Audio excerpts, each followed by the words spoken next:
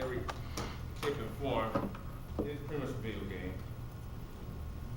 And the thing I'm reviewing is, hey, how is that coming on? It's on standby.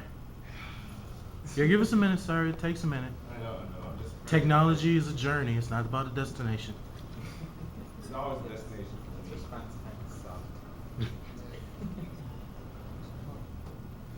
But if it was an Apple projector, it would work. Okay. I'm doing a review of the game Guilty Gear, which pretty much does have a lot of influence in terms of anime design. Okay. Now, as shown in gameplay, it's pretty much everything how anime looks, especially the graphics.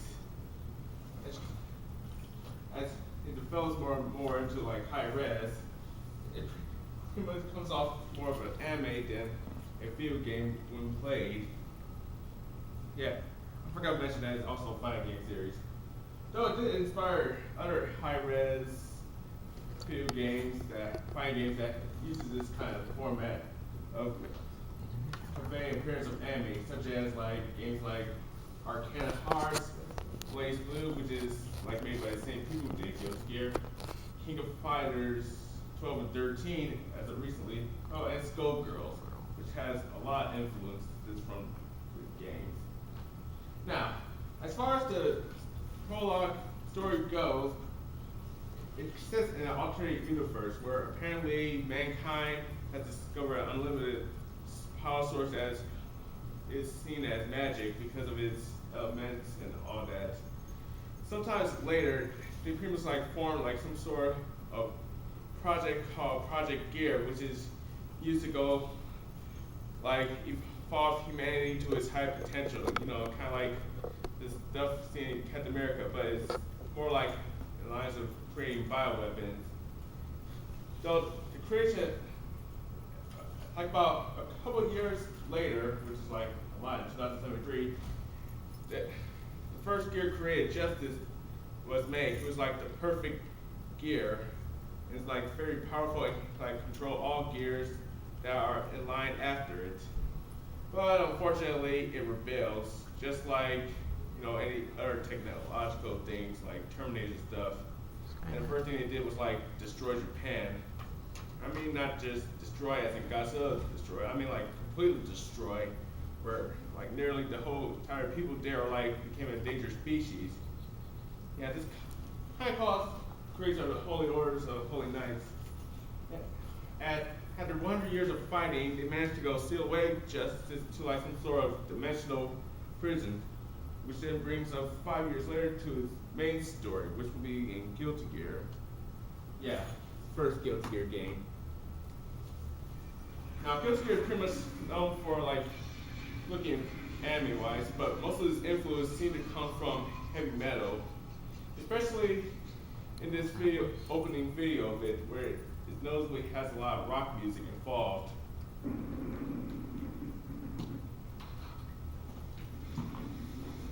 Now, as far as plot goes, pretty much there's like in the year 2180, there were rumors about justice being free and stuff because of, deteriorating dimensional prison that might hit that of its release.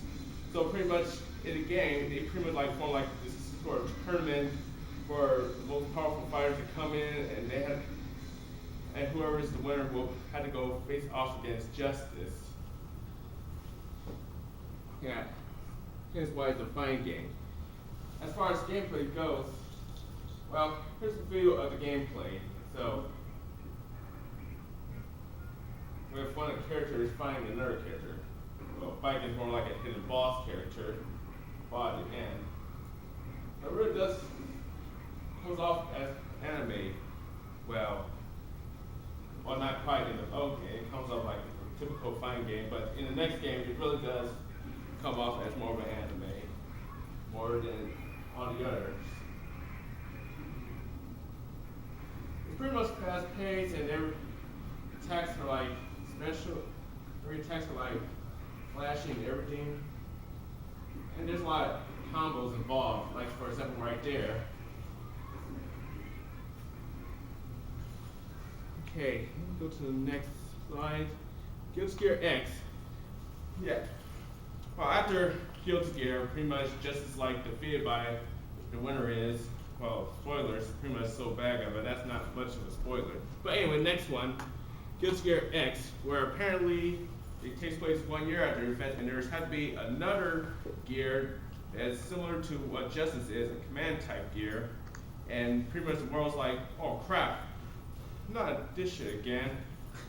So what they did is set out a high bounty on the gear's head because apparently the whole tournament idea was pretty stupid, considering the fact that all that leads to the Justice Resurrection more than, well, you know, let me just go explain Guilty Gear again, sorry. Backtrack, okay.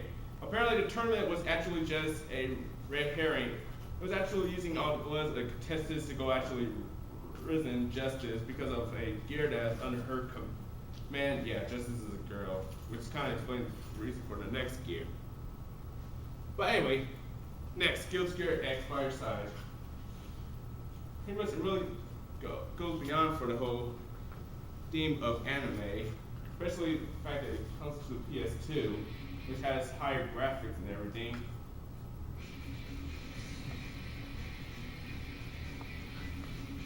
Yeah, this is the opening, which introduces some new characters in the series.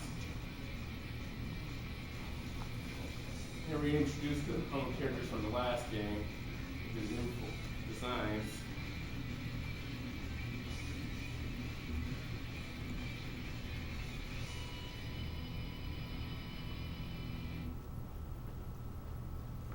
And next is the gameplay, which shows off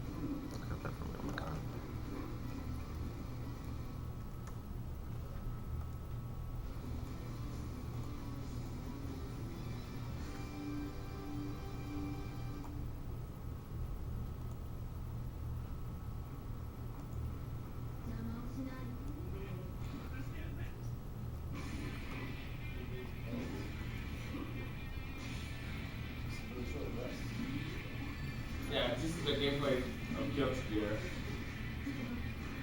which actually is pretty smooth in gameplay and looks. Wait, what?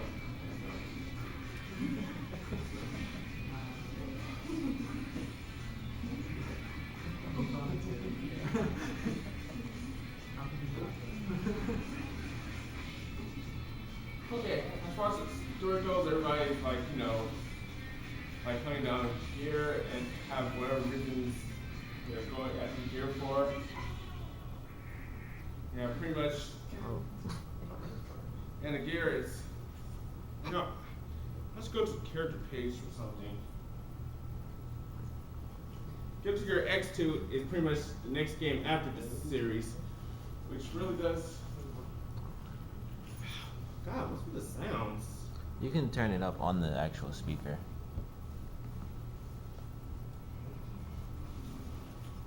Which really went beyond its whole its look.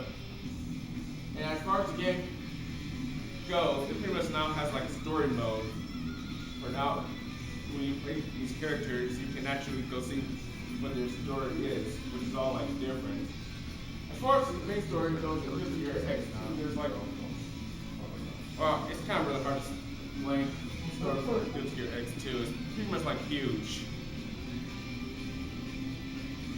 There was things happening there, like for example, this whole mysterious group called Post-War Administration Bureau, who's like, I don't know, monitoring all the characters involved, but like, I don't know, creates a new world order. A character named Eno is like following this mysterious villain called that man who's like the creator the gears that cause all the problems. It's pretty much creating even more shit on the characters. And some subplot about the whole assassin guild in turmoil once their leader, Saddle One, who's one of the characters, dies. Speaking of characters, these are all the characters in Guild Gear. The main character of the game, the guy with the red headband, is Soul Bad Guy, who's pretty much like this bounty hunter who fights with this sword called the Fuenken, or fire shield, that can, shoot out fire. He pretty much has this whole goal of like killing all the gears and that man himself, because apparently in the past he used to be a part of the whole gear project. In fact, one of the scientists involved with it. Now, the blonde haired guy underneath him is Kai Kishki, who's pretty much like the standard rival, who was leader of the Holy Orders, who was responsible in the downfall of justice, and pretty much he doesn't really get along with So Bad Guy, mostly because he defected for the group and like stole the Holy Order's sword. But yeah, they're not good. As far as the game goes, it has a lot of characters. Most of the characters are like pretty much weird in comparison. Like there's pirates, there's ninjas, there's doctors who can like break the fourth wall and stuff like that. Samurais, time travelers, yeah, a lot of kind of characters in this game series. Oh, and vampires and witches and ghosts. That's mostly with Zappa, who is pretty much seem to be influenced off of like a JoJo character in his design.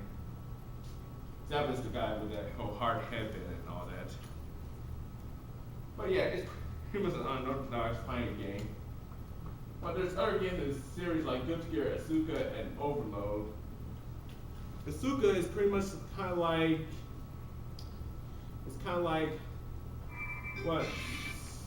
It's kind of like more of a 4-player fighting game. It's not really all that good because of its looks.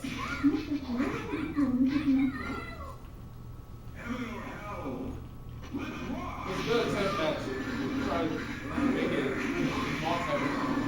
multi-brawler, but it would kind of fail miserably. Plus the story is like not canon game line. And then there's Guilty Gear 2 Overload, which is like an RTS mixed with, it's like RTS mixed with Dynasty Warriors mixed with, what the? Did the video stop? Yeah, it was the biggest in the series because it's like, videos and having but it's interesting.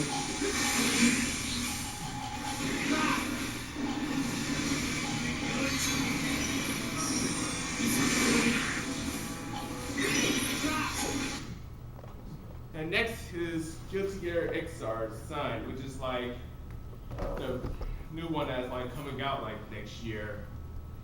It actually really does come off more, it really continues being the whole anime, continue making the whole, just giving off the whole anime look in its gameplay. In fact, let me show you what the game looks like now. It's using Unreal Engine for the whole sprites. Designs. As you can see, the 3D, but it comes off as animated. And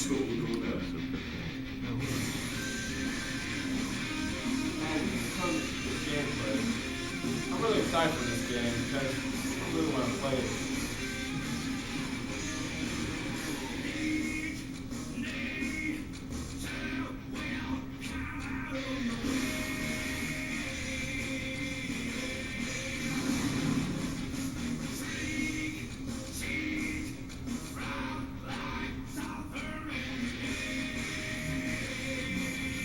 As far as the fighting game series goes, it's really fun for its fast-paced gameplay, its interesting designs and characters, and its what else? And its heavy metal track, which make it really great. And as far as the anime/manga series with a story and plotting characters, it's pretty good. It's huge, very kind of complex, and it kind of overwhelms new people who comes into it. But it's pretty much great series to get into. Why is this not continuing? Way back. And I guess that's my review. It's not that good, but yeah, that's it. Thank you.